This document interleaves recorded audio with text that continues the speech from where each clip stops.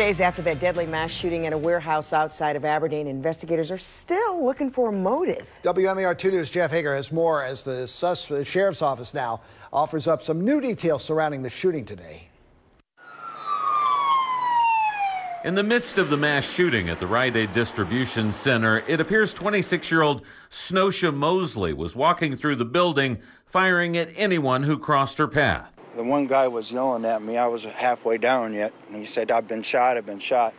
We have now learned Moseley ultimately fired one shot, which grazed her head, dropping the 9mm Glock handgun and then picking it back up to fire a second shot, which would prove to be fatal.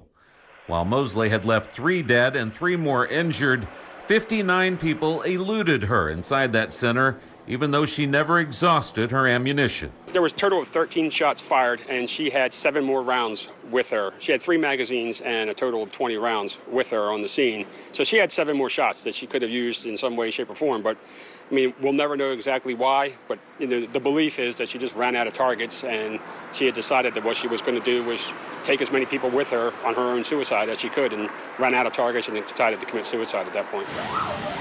Moseley had borrowed a friend's car that day, and police had hoped it may hold evidence that would shed light on a motive for the killings. We did a search warrant on the car, and there wasn't a note, there wasn't anything in there that's going to tell us this is why she did it.